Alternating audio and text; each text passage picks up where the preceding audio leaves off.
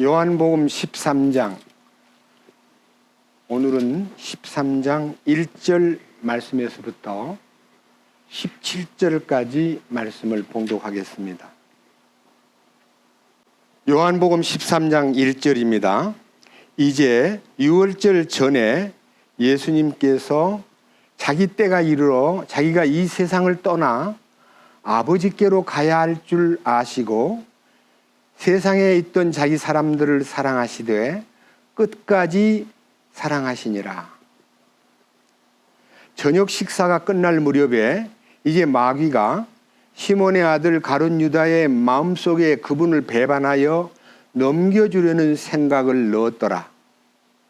예수님께서 아버지께서 모든 것을 자기 손에 맡기신 것과 또 자기가 하나님으로부터 왔다가 하나님께로 갈 것을 아시고 저녁 식사 자리에서 일어나 겉옷을 벗고 수건을 가져다가 몸에 두르시며 그 뒤에 대야에 물을 부어 제자들을 발을 씻으시고 몸에 두른 수건으로 닦기 시작하시니라. 그때 그분께서 시몬 베드로에게 다가가시니 베드로가 그분께 말하되 주여 주께서 내 발을 씻으시나이까 하매 예수님께서 그에게 대답하여 이르시되 내가 하는 것을 네가 지금은 알지 못하나 이후에는 알리라 하시니라. 베드로가 그분께 이르되 절대로 주께서 내 발을 씻지 못하시리이다 하매 예수님께서 그에게 응답하시되 내가 너를 씻어주지 아니하면 나와 함께할 몫이 내게 없느니라 하시니라. 시몬 베드로가 그분께 이르되 주여 내 발뿐 아니라 손과 머리도 씻어 주옵소서 하매 예수님께서 그에게 이르시되 이미 씻긴 자는 모든 곳이 깨끗하므로 발밖에 씻을 필요가 없느니라. 너희가 깨끗하나 다는 아니니라 하시니 이는 그분께서 자기를 배반하여 넘길 자가 누구인지 아셨기 때문이라. 그러므로 그분께서 너희가 다 깨끗하지는 아니하니라 하시니라. 이처럼 그분께서 그들의 발을 씻어주시고 옷을 입으신 뒤에 다시 자리를 잡고 그들에게 이르시되 내가 너희에게 행한 것을 너희가 아느냐? 너희가 나를 선생과 주라 부르니 너희 말이 옳도다. 내가 그러하니라. 그런즉 너희 주와 선생인 내가 너희 발을 씻어 주었으니 너희도 서로 발을 씻어 주는 것이 마땅하니라. 내가 너희에게 행한 것 같이 너희도 행하게 하려고 내가 너희에게 본보기를 주었느니라. 진실로 진실로 내가 너희에게 이르노니 종이 자기 주인보다 크지 못하고 보내어진 자가 그를 보낸 자보다 크지 못하니라. 너희가 이것들을 알고 그것들을 행하면 행복하니라. 17절 말씀까지 말씀을 읽었습니다. 다시 한번 기도드리겠습니다. 주님 감사합니다. 영광과 존귀를 주님께 돌리고 우리는 다만 주님이 주시는 놀라운 공급과 그 베푸신 은혜를 누리고 또 주님을 찬양하는 일에 우리의 모든 생각과 의의를 쏟아서 주님이 기뻐하는 바를 순종하도록 도와주십시오. 오늘 읽은 이 요한복음 13장 안에 들어있는 이 말씀의 비밀을 우리에게 열어주심으로써 우리가 영적으로 더 향상되고 주님이 뜻이 우리 삶 속에서 얼마나 존귀하게 열려지고 있는가를 우리가 더 깊이 감사하고 수용하고 충성할 수 있도록 도와주시옵소서. 오늘도 이 비천한 자의 입을 통해서 주님의 거룩한 말씀을 선포하려 할 때에 주님께서 이 말씀에 담긴 하늘에 속한 비밀을 열어서 우리로 하여금 정말 하나님의 크신 은혜에 대해서 더 깊이 감사하고 더 깊이 주님의 은혜 가운데서 누림이 있는 그런 삶을 살도록 이끄시옵소서. 우리 주 예수 그리스도의 이름으로 기도드렸습니다. 아멘.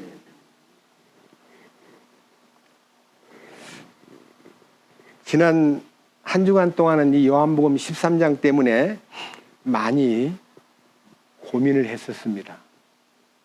저는 이 요한복음 13장을 어릴 때부터 우리 일반 교회에서, 우리 장로교회에서 들었던 얘기하고, 그리고 이 교제 가운데 이제 소위 말하는 구원을 받고도 30년 동안 이 말씀을 어떻게 이해했냐면요, 발을 씻는 것이 뭐냐, 발을 씻어주는 것이 뭐냐, 이걸 놓고 많은 주석책도 읽었고 목사님들의 설교도 들었고, 또 소위 말하는 구원받았다는 사람들도 이 발을 씻는 것은 이런 거다 하고 이미 고정관념 속에 한 40년이 넘도록요 세뇌되어 있었기 때문에 이거 읽을 때 너무 막 답답한 거예요. 아무리 일주일 동안 읽고 또 읽어도 답답한 것이 사라지질 않아요. 토요일 날 아침에서야 응답을 받았습니다. 무슨 응답일까요? 여러분들도 아마 깜짝 놀랄 것 같아요. 자, 6월절 전날 예수님께서 자기가 세상을 떠나 아버지께로 가야 할 줄을 아시고 세상에 있던 자기 사람들을 사랑하시되 끝까지 사랑하시니라.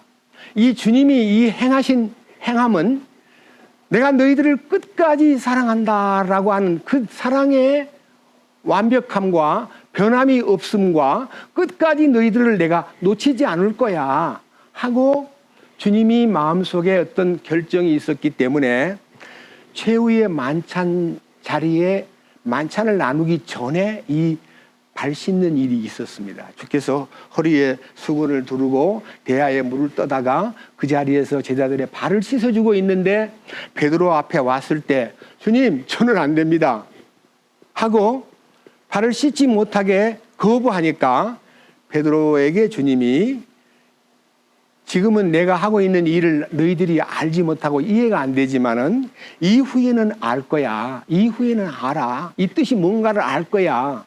그래서 저는 그 뜻을 어떻게 알았느냐. 그 다음 8절에 베드로가 그분께 이르되 절대로 주께서 내 발을 씻지 못하시리이다 하매 예수님께서 그에게 응답하시되 내가 너를 씻어주지 아니하면 나와 함께할 몫이 내게 없느니라. 이 말씀이 이제 발견된 거예요. 내가 너한테 발을 씻어주는 일을 네가 거부하고 발을 못 씻게 하면 내가 너와 함께할 몫이 큰 게 있는데 너는 거기에 참여할 수가 없다. 이 몫이 뭐냐면요, 주님의 공동 상속권이에요. 이 세상이 완전히 이 사탄의 권세에서 벗어나 가지고 주님이 모든 것을 통치하실 때 통치권자의 몫을 주님이 다 가지고, 그리고 참으로 주님을 사랑하고 사랑받은 사람에게 그 몫을 나누어 주는데 너는 그 몫을 받지 못해 하는 말을 듣고 베드로가 하는 말이, 아이고 그러면요 제 발만 아니라 머리도 손도 씻어 주십시오 하고 막 비미니까 예수님이 이미 씻긴 자는, 이미 목욕한 자는 발밖에 씻을 필요가 없느니라. 목욕한 것은 무엇이며 발 씻는 것은 무엇이냐. 저는 신학교에서도 배웠고 또 교회 안에서도 이미 목욕한 것은 원죄가 사해진 것, 모든 죄를 씻은 것을 말한다. 그런데 이 발 씻는 것은 뭐냐. 우리가 매일매일 내가 씻은 몸이지만 목욕을 하고 바깥으로 바로 나가자마자 벌써 먼지가 묻고 발에 때가 낀다. 그러니까 먼지 묻은 발을 씻는 것이 뭐냐면 요한일서 1장에 있는 우리가 우리 죄를 자백하면 저는 미쁘시고 의로우사 모든 불의에서 너희를 깨끗하게 해 주실 것이요. 그러니까 발을 씻는 거는 매일 씻는 거다. 왜? 우리가 매일매일 죄를 지으니까. 그래서 이미 목욕한 것은 주님의 은혜로 죄사함 받은 십자가의 능력을 덧입은 사람을 말하고, 발을 씻는 것은 그렇게 은혜를 덧입었다고 해도 역시 발이 세상에 풍진 세상에 먼지를 덮었으니까 발이 제일 더러워지니까 매일 여러분들이 하루 생활 가운데서 아무리 급해도 온몸을 목욕을 못해도 발은 씻고 잠을 자지 않냐. 발을 씻는 것은 자백하는 거다. 그래서 저는 하루 생활을 마치고 잠자리에 들기 전에 주님, 오늘 또 주님 뜻대로 살지 못한 게 있습니다. 오늘은 어떤 형제하고 다투고 인상을 쓰고 욕은 하지 않았지만은 속에서는 욕이 나올 뻔했습니다. 더러워진 제 모습을 주님이 보셨지요. 제 죄를 자백합니다. 용서해 주십시오. 이렇게 하루를 반성하면서 누구하고 다퉜다든지 이게 욕심을 부렸다든지 성질을 냈다면 그거를 밤중에 주님 앞에 발 씻듯이 씻어야 한다고 생각하면서 오랜 세월을 살았습니다. 성경에는 요한일서 1장에 너무 거기다가 초점을 딱 굳혀버리니까 그 다음 말이 안 보여요. 자, 한번 읽어봅시다. 요한일서 1장 6절부터 읽겠습니다. 만일 우리가 그분과 교제한다고 말하며 어두움 가운데 걸으면 우리가 거짓말하고 진리를 행하지 아니하느니라. 그러나 그분께서 빛 가운데 계신 것 같이 만일 우리가 빛 가운데 걸으면 우리가 서로 교제하고 또 그분의 아들 예수 그리스도의 피가 우리를 모든 죄에서 깨끗하게 하느니라. 그러니까 우리를 모든 죄에서 깨끗하게 하셨다는 말씀은 이미 목욕한 거나 다름없는 거예요. 자, 그러나 8절 그렇다고 해서 만일 우리가 죄 없다고 우리가 말하면 나는 이제 죄가 없다. 난 죄를 다 사했으니까 죄가 없다고 말하면 우리가 우리 자신을 속이며 또 진리가 우리 속에 있지 아니하니라. 만일 우리가 우리 죄들을 자백하면 그분께서는 신실하시고 의로우사 우리의 죄들을 용서하시며 우리를 모든 불의에서 우리를 깨끗하게 하시느니라. 만일 우리가 죄를 짓지 아니하였다고 말하면 우리가 그분을 거짓말하는 분으로 만들며 또한 그분의 말씀이 우리 속에 있지 아니하니라. 그러니까요, 죄를 사함 받아도 죄를 지을 수 있다는 거예요. 근데 그거를 만약 난 죄 안 지어, 나는 죄를 지을 수 없어 이렇게 말하면 거짓말쟁이야. 이렇게 해서 이 1장 6절부터 10절까지의 시선이 딱 박혀버리면요, 구원받아도 모든 죄에서 깨끗해지는 것은 맞는데 죄를 짓지 않았다고 하거나 내가 죄 없다고 하면은 거짓말이야. 그러니까 죄를 자백할 수 있는 길을 열어놓지 않으셨냐. 그렇게 알고 우리는 죽을 때까지 죄를 많이 짓는 것이 점점 줄어져 가지고 적게는 지을지 몰라도 죄를 안 지을 수는 없는 존재다. 그렇게 딱 입력을 한 후 30년을 죄를 지을 수밖에 없기 때문에 죄를 짓는 것을 정당화하고 거기에서 벗어나지 못했던 제 과거가 있습니다. 1966년도부터 2000년 7월 달까지 그렇게 살았습니다. 그런데 자, 2장으로 갑니다. 요한일서 2장 1절 나의 어린 자녀들아 내가 이것을 너희에게 쓰는 것은 너희가 죄를 짓지 아니하게 하려 함이라. 여기에 어린 자녀라는 말은요, 죄를 사함받고 은혜 가운데 산다고 해도 어릴 때는 유아기를 말합니다. 어릴 때는 여러분 어릴 때 아기가 무슨 죄 짓는 것이 우리 눈에 똥 싸고 오줌 싸는 것이 죄 짓는 거예요? 어른이 그렇게 하면 죄 짓는 거예요. 근데 아기는 몰라요, 그거를. 의지가 없어요. 자기가 자기 힘으로 화장실도 못 가고 용변도 못 가리니까 그냥 누워서 그냥 쌀 수밖에 없어요. 그리고 배고프면 막 울고, 아프다고 또 울고, 잠 안 온다고 울고, 잠 온다고 울고, 이렇게 해서 우는 아이의 그 우는 소리는요, 바로 그 아이가 어린 시절에 성장 과정에서 아기 때는요, 소위 말하는 똥오줌을 못 가리고 자기가 자기 하는 일을 이것이 죄다 아니다는 걸 모르기 때문에 신호만 보내는 거예요. 자백하는 신호가 뭐냐면요, 기저귀 갈아주세요라고 말을 못하니까 막 울어요. 그러면 이제 우리 이제 집에서 제가 아이들을 기를 때 조금 배운 것이 뭐냐면, 여보, 아기가 오줌 쌌나 봐. 기저귀 좀 갈아줘요. 엄마는 그 아이가 우는 소리를 듣고 기저귀를 갈아야 된다고 아나 봐요. 그래서 제가 가서 들춰보면 촉촉해요. 아, 얘 짜증이 나는 것이 갈아주라는 뜻이구나. 그 다음에 막 또 우는데, 울 때에 여보, 아기가 아마 젖이 먹고 싶어서 그러나 봐요. 여기 지금 타놓은 거 있는데 빨리 입에다 대주세요 하고, 입에다 대주면 그걸 쪽쪽쪽 빨면서 또 울지 않아요. 그래서 여러 가지로 그 아이의 울음소리가 색깔이 있다는 것을 나중에 저도 새 아이를 기르면서 조금은 배웠습니다.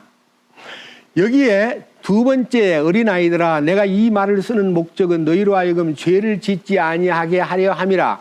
만일 누가 죄를 지어도 우리 아버지에게 계신 변호자가 계시니 곧 의로우신 예수님이라. 그분은 우리 죄들로 인한 화해 헌물이시니 우리의 죄들뿐 아니요 온 세상의 죄들로 인한 화해 헌물이시니라. 죄를 짓는 것에 대한 얘기가, 죄를 짓지 않게 하려는 의도가 있고, 죄를 지으면 변호사가 계시고, 예수님은 죄를 위한 화해 헌물로 우리의 죄를 다 담당하셨고, 그리고 우리의 죄만 아니라 온 세상의 죄를 다 담당했다는 것을 잊어서는 안 된다. 이렇게 이제 말씀해 주시면서 우리로 하여금 죄에서 이기는 것, 죄를 짓지 않고 사는 법을 3장에서 말씀해 주셨어요. 3장 5절. 그분께서 우리의 죄들을 제거하려고 나타나신 것을 너희가 알거니와 그분 안에는 죄가 없느니라. 예수님은 죄가 없는 분이다. 예수님이 우리의 이 세상에 오신 목적은 우리 안에 있는 죄를 제거하려고, 없이 하려고 오셨다. 죄를 없이 하려고 오셨다. 이렇게 말씀하셨어요. 그 다음 6절.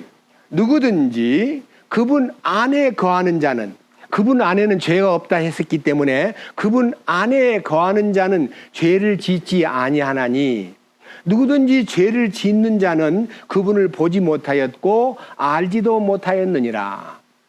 여기에 잘못된 주석을 쓴 어떤 선생님은, 저는 존경하는 선생님인 줄 알았는데 여기 있는 요한일서 3장 6절과 7절, 8절, 9절을 주석해 놓은 걸 보고는, 아, 이분도 십자가에 처리가 되지 않은 분이구나 하고 알게 됐어요.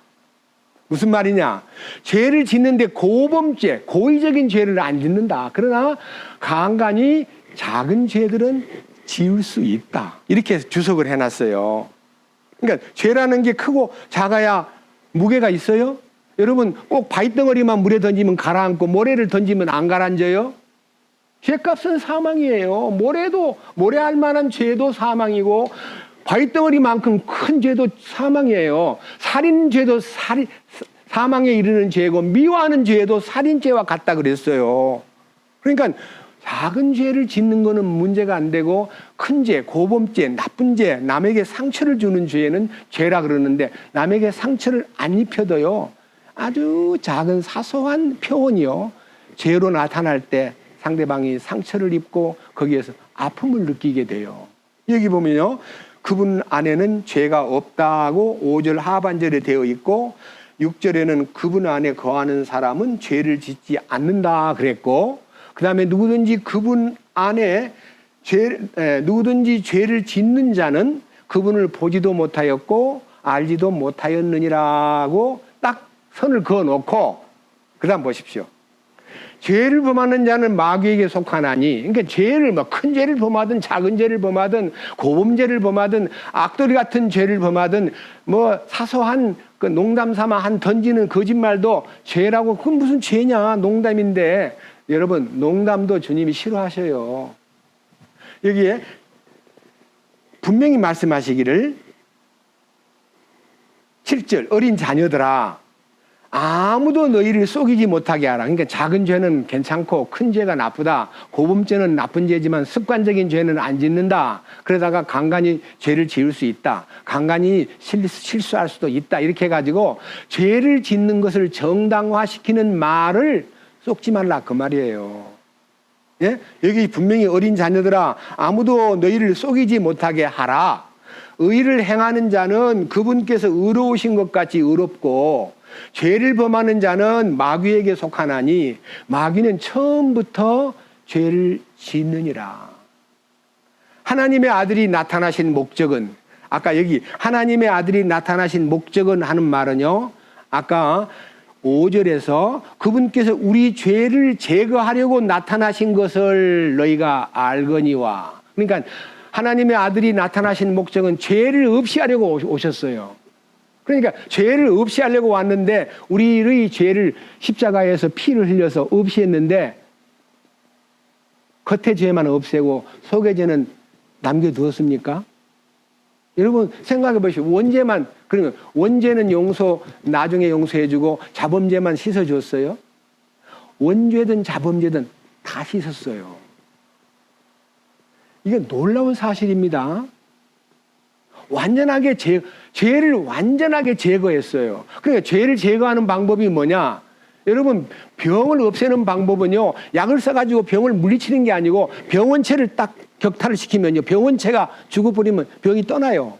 몸에 막 열나고 막 오한이 오고 막 몸이 쑤시고 그거는요. 증세예요. 그 증세를 없애는 것이 약의 효능이 아니라 그 증세를 일으키는 병원체를 딱 제거시키면은요. 몸이 저절로 풀리고 열이 내려가고 그리고 밥맛도 돌아오고 그러는 거예요. 그러니까 증세를 치료하는 게 아니라 병원체를 치료해야 되듯이 자 보십시오. 여기에 8절 죄를 범하는 자는 마귀에게 속하나니 마귀는 처음부터 죄를 짓느니라. 하나님의 아들이 나타나신 목적은 이것이니 곧 그분께서 마귀의 일들을 멸하시려는 것이라. 마귀가 일하고 있기 때문에 죄를 짓는 거예요. 내가 마귀에 의해서 여러 가지 공격을 당하고 유혹을 받고 그 마귀의 꾀임에 넘어가는 것이 죄를 짓는 거기 때문에 마귀의 꾀에 넘어가지 않고 마귀에게 이용당하지 않게 하려고 주님은 마귀를 쫓아내버린 거예요. 우리 속에서 징그럽게요. 뱀처럼 또아리를 틀고요. 우리를 리모컨으로 컨트롤 하듯이 뭐라냐 쑤셔버려.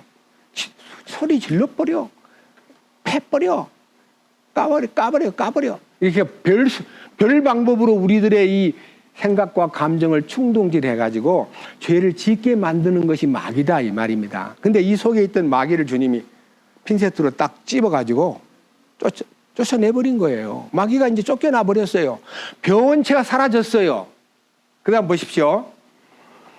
누구든지 하나님에게서 난 자는 말은 옛사람을 제거하고 새사람으로 거듭난 자는 이게 거듭났다는 말은 옛사람 아담 안에 있는 본성을 제거하고 새사람이신 그리스도의 신성한 하나님의 성품을 심어준 걸 거듭난 거라 그러잖아요. 하나님에게서 난 자는 죄를 범하지 아니하나니.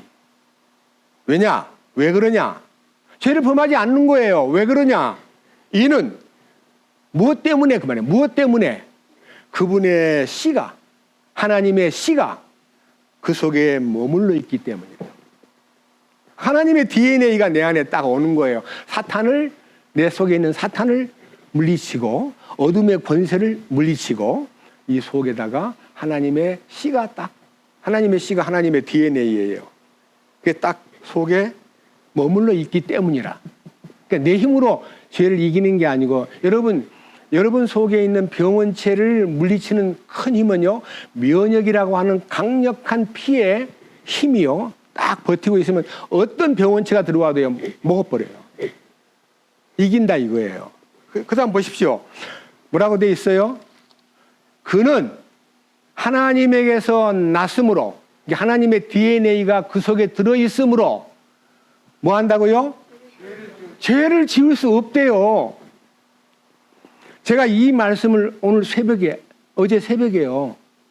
이 말씀을 통해서 자백하는 것이 매일매일 발 씻듯이 자백을 해야 된다고 생각했던 그 관념이요. 싹 무너지면서 주님, 너무나 오랜 세월 동안 고정관념에 박혀있던 발 씻는 것이 무엇인지 알게 해 주십시오 하고 새롭게 이제 성경을 다시 놓고 기도했습니다. 자, 성경에는요, 하나님이 정하신 두 가지 예식이 있습니다. 한 예식은 성경에서 여러분들에게 마태복음 28장에 한 예식을 소개해 올리겠습니다.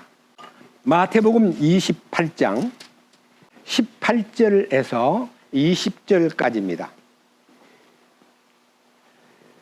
예수님께서 그들에게 오셔서 말씀하여 이르시되 하늘과 땅에 있는 모든 권능이 내게 주어졌느니라. 그러니까요, 인간이 아담으로 말미암아 아담 안에서 사탄에 의해서 지구의 모든 관리권, 하늘과 땅의 모든 통치권을 다 잃어버렸습니다. 그런데 우리 주님이 그 하늘과 땅의 모든 권능을 다시 되찾았습니다. 부활하신 후에. 그 다음, 그러므로 너희는 가서 모든 민족들을 가르치고 사탄의 세계가 아니라 그리스도의 세계로 바꾸어진 이 놀라운 사실에 대해서 알려주고 아버지와 아들과 성령의 이름으로 그들에게 침례를 주며 세 번째, 무엇이든지 내가 너희에게 명한 모든 것을 그들에게 가르쳐 지키게 하라. 내가 세상이 끝나는 날까지 너희와 항상 함께 있느니라 약속했습니다. 여기서 말하는 첫 번째 명령은요, 아버지와 아들과 성령의 이름으로 그들에게 침례를 주어라. 그러니까요, 제자를 만드는 것은요, 주님을 따르게 만드는 제자지 무슨 교회 목사나 어떤 유명한 선생님을 따라다니는 제자가 아닙니다. 이 땅에는 어느 누구도 선생님이라고 불리울 사람이 없습니다. 마태복음 23장에 오직 선생님은 한 분, 예수님밖에 없다 그랬습니다. 그러니까 예수님이 선생이심을 알리는 선생들이 이 땅에 많아야 되는데 선생들이 예수님을 빙자해서 자기가 선생인 것처럼 꾸민 분들이 꽤 많다는 것은 참 애석한 일입니다. 저도 모르고 한동안 제가 선생인 줄 알고 좀 이렇게 하나님 앞에 부끄러운 행동을 했는데 십자가의 연합을 깨달은 날부터 선생님은 오직 예수님 한 분뿐이시고 나는 선생이 아니라는 것을 알았기 때문에 선생이라는 말 듣는 것도 부끄럽고 심지어는 목사님이라고 불리는 말도 부끄러워요. 그냥 형제라 부르는 것이 너무 좋다라고 얘기함으로써 사람들이 때로는 전화가 와요. 왜 꼭 형제님이라고 불러야 돼요? 하고 묻는 분도 계십니다. 그래서 저는 대답이요. 우리 주님께서 히브리서 2장에도 거룩하게 하시는 자와 거룩하게 함을 입은 자가 다 하나에서 난지라. 그러므로 그들에게 형제라 부르기를 부끄러워하지 아니하신 우리 주님이 계시는데 제가 감히 어떻게 형제라 부르는 것을 부끄러워하겠습니까? 그 말씀을 자세히 읽어보세요 하면요. 네, 알았습니다 라고 대답을 하셔요. 자, 여기에 분명히 침례를 주라는 것이 의식적인 행동입니다. 의식적인. 그래서 예수님 때부터 지금까지 2000년 동안 아주 세계 각처에 침례를 주는 일들이 많이 있습니다. 그것이 의식적인 주님의 명령입니다. 의식화된 주님의 명령. 또 하나 보십시다. 좀 넘기셔가지고 고린도전서 11장 23절. 내가 너희에게 전해준 것은 내가 주께 받은 것이니 곧 주 예수님께서 배반당하신 바로 그 밤에 빵을 집으사 감사를 드리신 뒤에 그것을 떼어 이르시되 받아서 먹으라. 이것은 너희를 위하여 찢긴 내 몸이니 나를 기억하여 이것을 행하라 하시고 저녁 식사 뒤에 또한 그와 같은 방식으로 잔을 집으시고 이르시되 이 잔은 내 피로 세운 새 상속 언약이니 너희가 그것을 마실 때마다 나를 기억하여 이것을 행하라 하셨느니라. 이는 너희가 이 빵을 먹고 이 잔을 마실 때마다 주의 죽으심을 그분께서 오실 때까지 보이기 때문이라. 주님의 죽으심을 사람들에게 보여주는데 뭘로 보여주느냐? 만찬을 통해서 보여주되, 그 만찬을 통해서 주님의 죽으심에 참여하고 주님의 피 흘리심에 참여함으로써 우리는 주님이 얼마나 그 주님의 죽으심이 고귀한가를 나의 삶 속에서 보이라 했는데, 그 주님의 죽으심의 모습이 나를 통해서 보여지게 하라, 그런 뜻이에요. 여러분들이 누군가가 여러분들을 보고 저 사람 옛날에 보던 그 사람 아니네. 옛날에 굉장히 셌어. 말도 많고. 그리고 막 자기 주장도 막 하고 막 앉으면 막 큰 소리 치고 하는데 저렇게 변했을까? 그것이 주님의 능력이 내 안에 임해가지고 변함을 그들에게 읽을 수 있도록 보여주라는 거예요. 일부러 쇼를 하라는 말이 아니고. 그래서 하나는 침례를 통해서, 하나는 만찬을 통해서 주님을 증거하라고 주님이 예식을 허락한 것이 두 개가 있어요. 그런데 제가요, 세종례라 그래가지고 발 씻는 의식이 천주교 안에 지금 실행되고 있어요. 지난번에도 크리스마스 때 교황이 노숙자하고 아주 가난한 어려운 사람 데려다가 교황청에서 그들 발을 씻어주는 사진이 떴어요. 근데 제가 이제 천주교 사전에 들어가 가지고요, 세종례가 무엇인가를 읽어보았습니다. 제가 읽어볼게요. 성경에서 요한복음 13장에 세종례가 있은 이후에 어떤 교회에서나 어떤 집회에서나 어떤 장소에서 성도들이여 다들 나오시오, 발을 내미시오 하고 발 씻어주는 의식을 행동으로 옮긴 데가 아무도 없어요. 한 군데도 없다고요. 그런데 천주교에서 언제 어떻게 이 일이 시작되었는가를 역사를 뒤져보니까요, 서기 694년, 그러니까 지금으로부터 1500년 전에 톨레도라는 도시에서 17차 교회 회의에서 세종례를 채택하자. 세종례를 우리가 주님이 행하신 것을 본을 보여주었다 그랬고, 이렇게 하라 그러지 않았어. 그냥 주님이 하고 나서 잘 봐라, 알아둬라, 그게 아니고 내가 너희에게 행한 것처럼 너희들도 발을 씻겨주고 행동으로 옮겨라고 본을 보여주었다고 하지 않았어. 이거 해야 됩니다 하고 서기 694년에 채택을 한 거예요. 근데 그거를 실행하려고 교회 안에다가 말하니까 다들 주저주저하고 말을 안 들으니까요, 꽤 세월이 흘러가지고 이제 13세기에 들어와가지고, 그러니까 그 결정을 낸 지 500년이 좀 더 지나가지고 10차 오리도 로마누스라고 하는 회의에서, 다시 말하면 이 10차 오르도 로마누스라는 회의에서 교회 전체로 이거 실행합시다. 그래가지고 발씻김 예식 혹은 세종례라는 이름으로 교회 안에서 신부님들이 교인들 발을 씻어주고 또 교황께서 어려운 성도들에게 발을 씻겨주는 이 일을 지금 세계적으로 하고 있습니다. 근데 기독교에는 그 아무 데도 하는 데가 없습니다. 그런데 모방을 하니까 참 좋게 보인다, 우리들도 하자고 어떤 교회에서는 부분적으로 발을 씻는 일을 세종례의 날로 정해가지고 발을 씻어주는 일도 있습니다.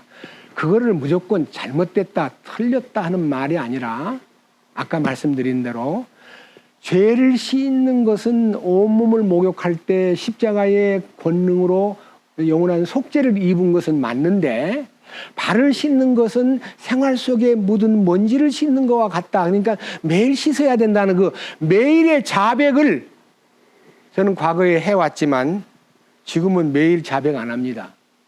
왜 안 하냐?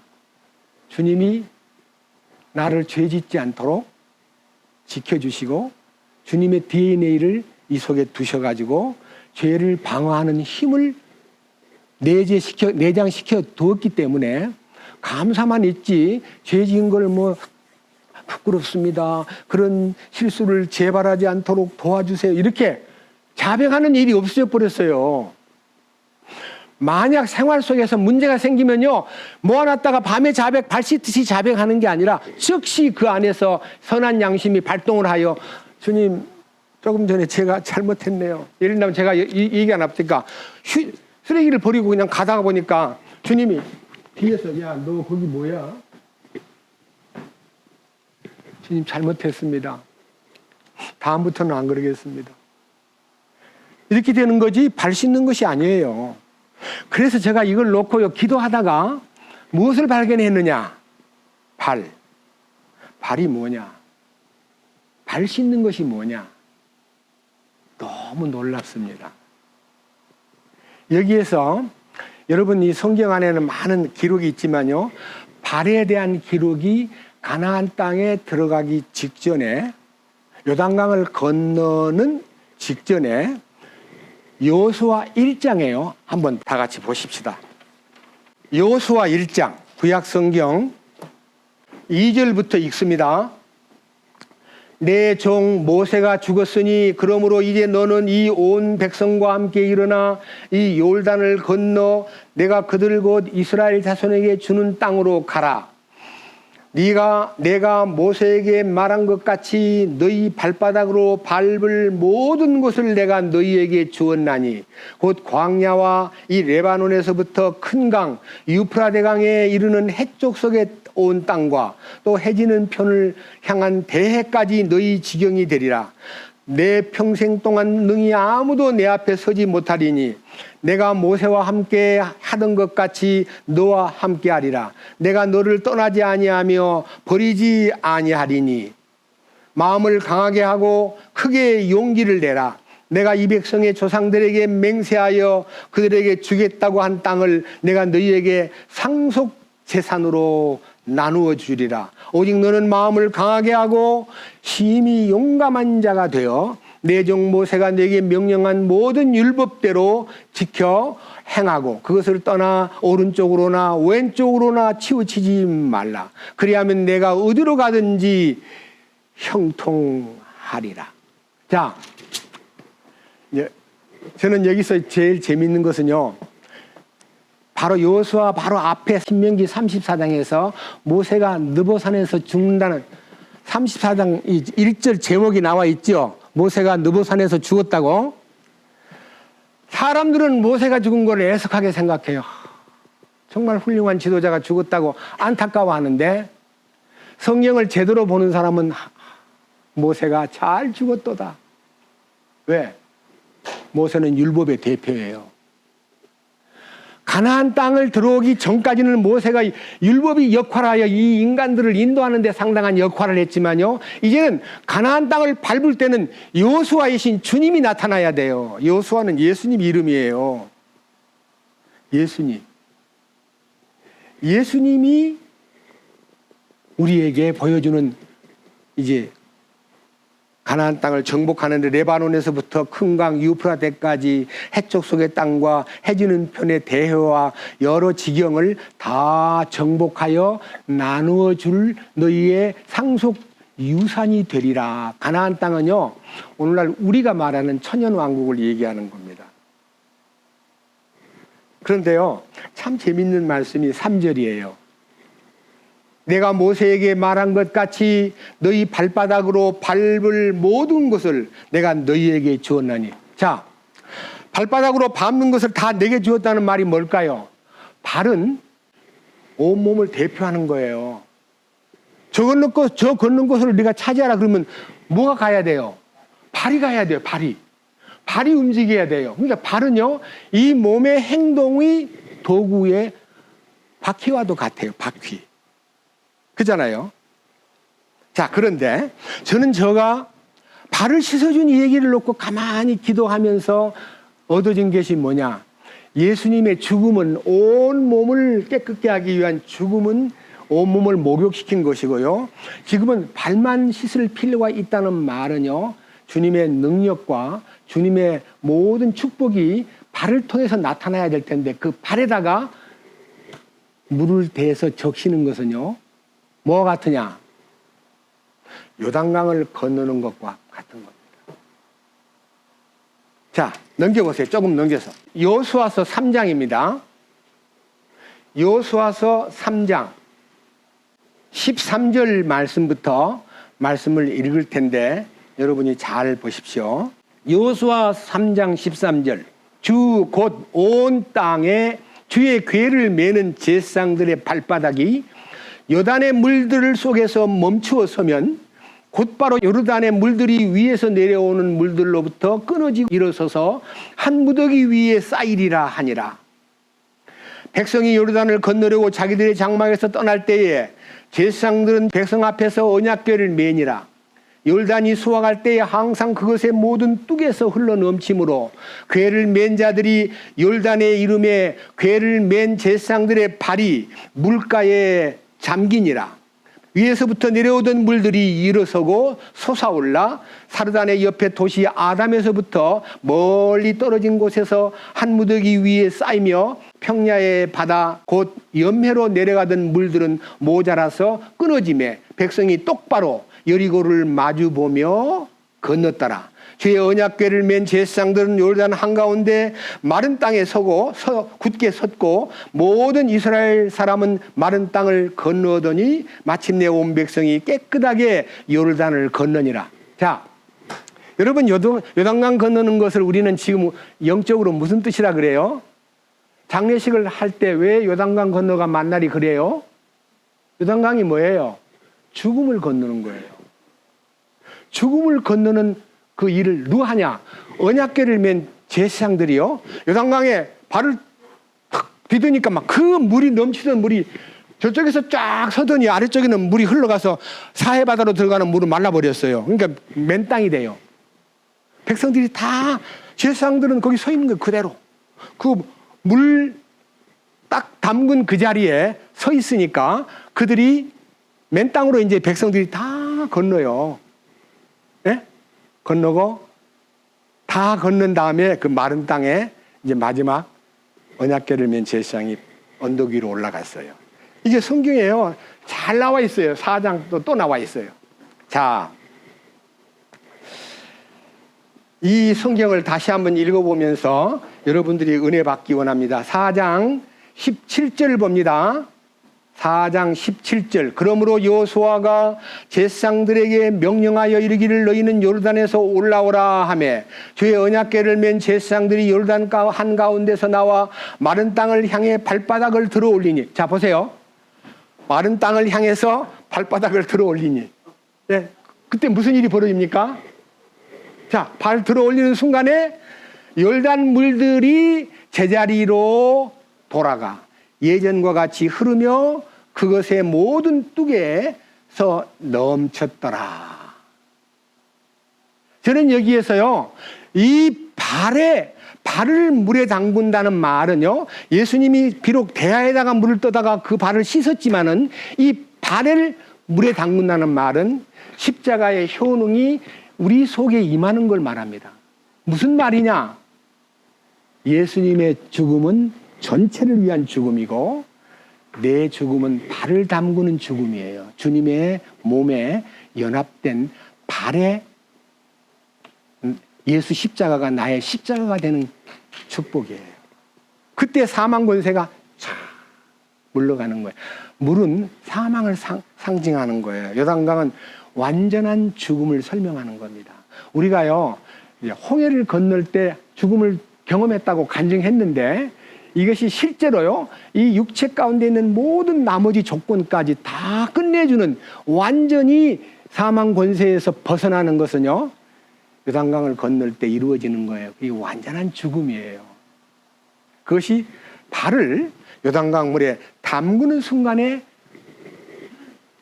바닷물이, 강물이, 요단 강물이 갈라져 가지고 백성들이 그 곁으로 그들은 거기 서 있고 통과한 다음에 다 건넌 후에 그들이 발을 들어 올리는 순간에 물이 쫙 흐르는 거예요.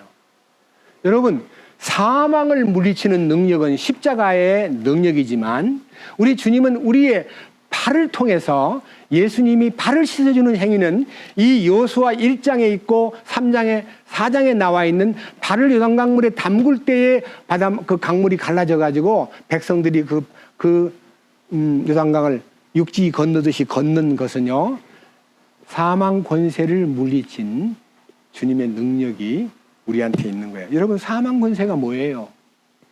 욕심이 잉태한 즉 죄를 낳고, 죄가 장성한 즉 뭐가 나요? 사망을 낳는 거예요. 죄 때문에 우리가 늘 매여 있고, 죄를 자백한다고 발 씻는 것을 매일 자백으로 대해해 왔는데 그것이 아니에요. 발을 씻는 것이 죄를 자백하는 것이 아니다 이거예요. 발을 씻는 것은요, 주님의 죽음에 연합하는 거예요. 왜 그러냐? 본문에서 설명하겠습니다. 요한복음 13장.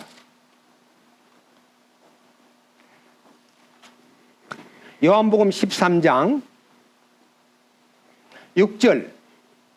그때에 그분께서 시몬 베드로에게 다가가시니 베드로가 그분께 말하되 주여 주께서 내 발을 씻으시나이까 하매 예수님께서 그에게 대답하여 이르시되 내가 하는 것을 네가 지금은 알지 못하나 이후에는 알리라. 그렇습니다. 예수님이 아직 십자가를 지시지 않았기 때문에 이 발 씻는 이 일이 얼마나 중요한 일인가를 네가 지금은 모를 거다. 그러나 성령님이 오시면 이 발을 씻는 것이 네가 십자가에 연합된다는 것을 알리는 하나의 축복된 의식이라는 것을 잊지 말아야 된다.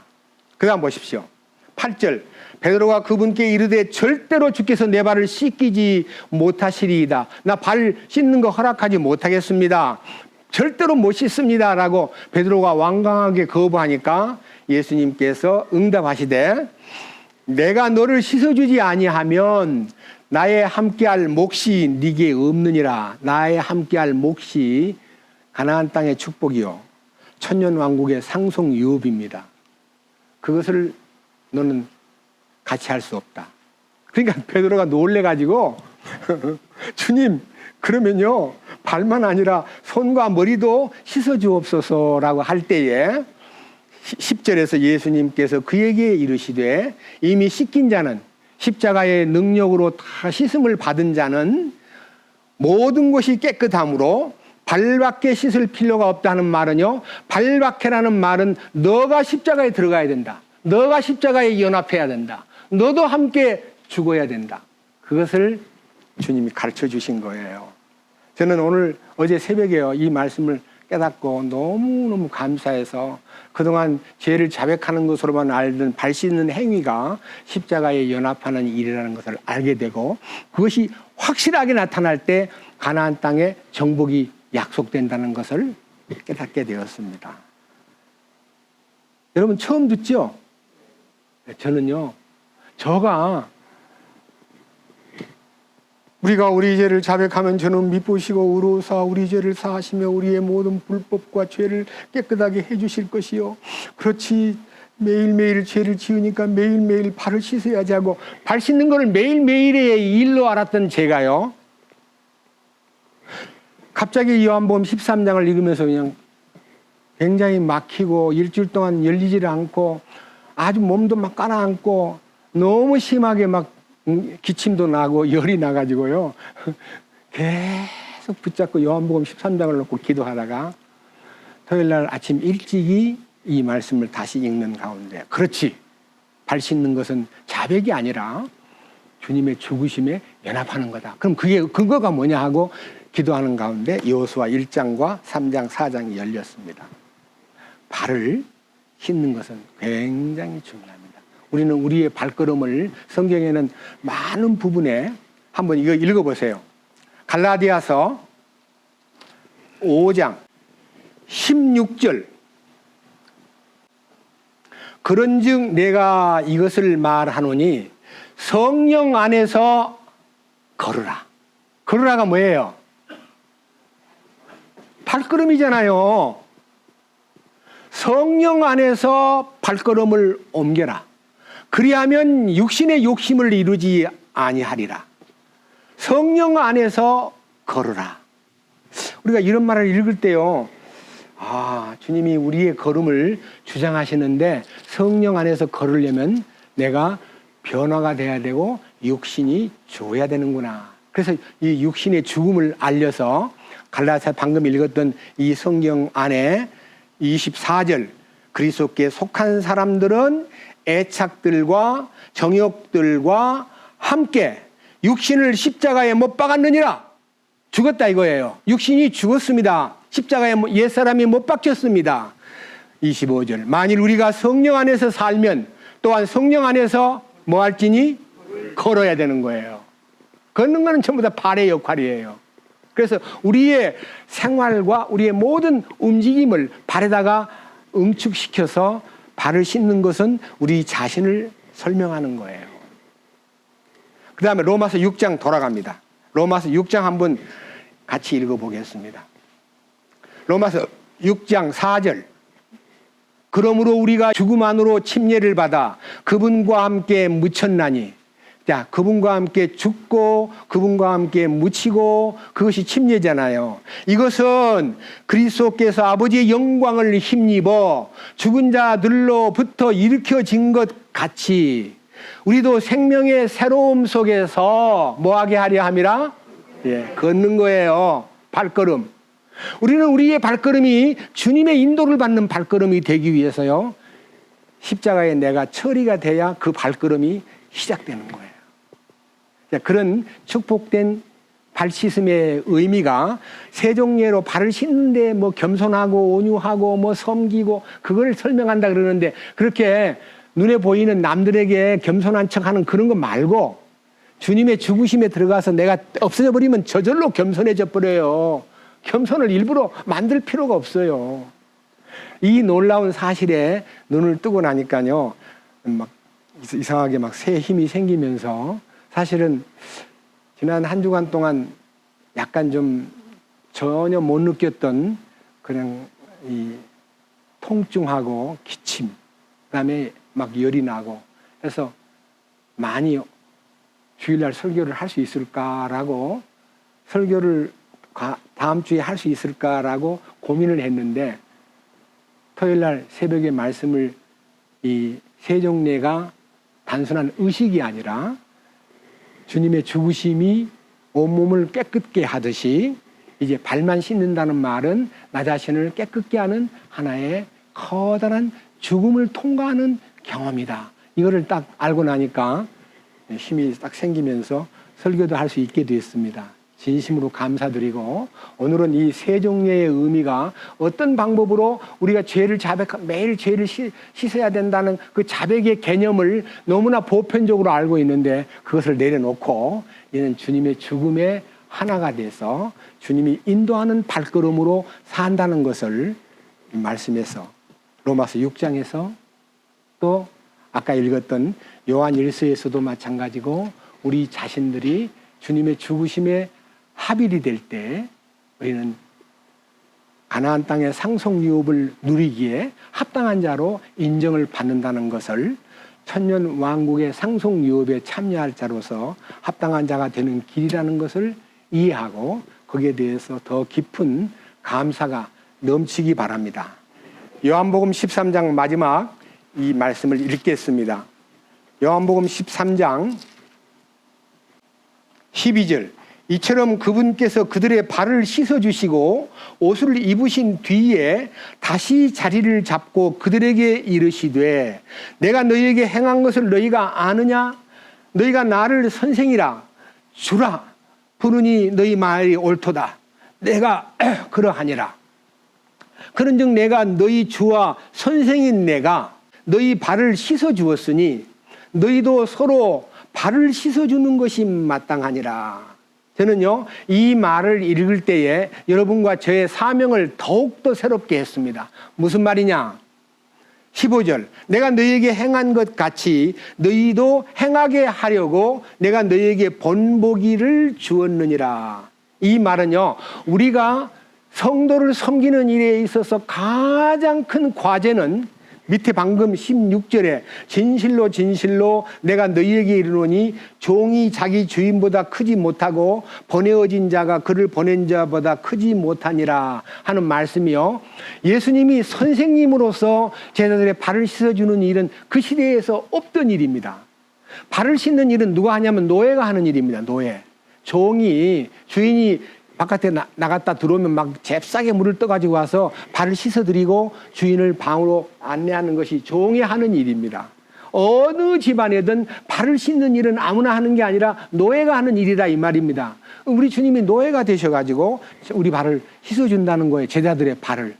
그러면서 우리 주님은 우리를 보고 너희들도 나처럼 노예가 되어 제자들의 발을 씻겨줘야 된다 하고 섬기는 자가 되라고 하신 말씀은요. 우리가 지금 우리 가운데 지금 같이 있는 사람 가운데 발을 씻어야 될 대상이 많습니다.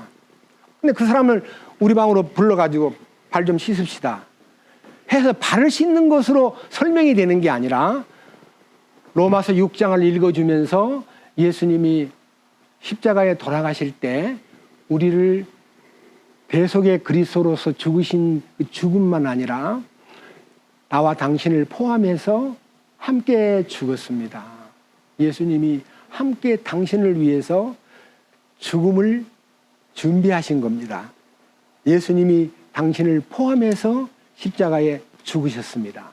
이 놀라운 비밀을요, 섬기는 마음으로 알려주는 일이 우리가 할 일입니다. 이해하시겠습니까?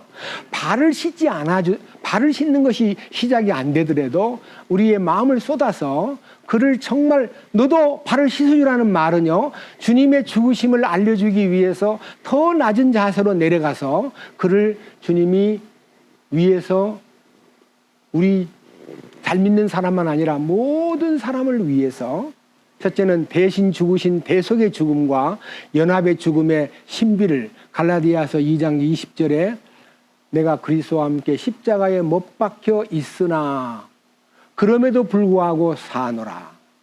그러나 내가 아니요 내 안에 그리스도께서 사시느니라. 이제 내가 사는 것은 나를 사랑하사 나를 위하여 자기 몸을 다 내어주신 하나님의 아들의 믿음으로 삽니다라고 하는 그 아들이 주신 축복된 믿음을 그들에게 연결시켜주는 놀라운 축복을 새겨줄 수 있는, 가슴에다가 새겨줄 수 있는 사람으로 살아야 됩니다. 내가 주님과 함께 죽었다는 것을 아는 것만으로 끝나면 안 됩니다. 이 축복을 내 곁에 있는 형제 자매들에게 알게 해주고 설명해주는 그런 삶을 살아야 된다는 것을 보여주신 말씀이라고 믿습니다. 주님을 찬양합니다. 주님 감사합니다. 오늘 또 주님께서 우리는 요한복음 13장에 있는 발 씻는 예식을 구원받은 사람이 생활 속에서 죄를 지으면 매일매일 발을 씻듯이 주님께 자백하라고만 배웠습니다. 그러나 우리가 매일매일 죄를 짓고 자백하는 반복된 생활은 주님이 이제는 끝이셨습니다. 우리가 주님의 십자가의 연합에 축복을 함께 함으로써 그 고난을 취하면 죄가 그친다고 했습니다. 죄가 끝난다고 말씀하셨습니다. 우리는 이제 죄가 끝나고 주님이 우리 삶 속에 나타나기 위해서 우리는 주님을 나타내는 삶으로 우리의 발걸음을 이끄시옵소서. 오늘 이 거룩한 말씀을 접한 사랑하는 형제와 자매님들의 마음속에 십자가의 효능이 우리 주님 죽으심을 통해서 우리에게 영원한 속죄만 아니라 우리를 매일매일 죄에서부터 해방시켜주고 죄를 깨끗게 해주고 죄를 짓지 아니할 자리로 옮겨주신다는 비밀을 깨닫게 되었습니다. 이 축복을 우리 모두가 함께 공유할 수 있도록 이끄시옵소서. 우리 주 예수 그리스도의 이름으로 기도드렸습니다. 아멘.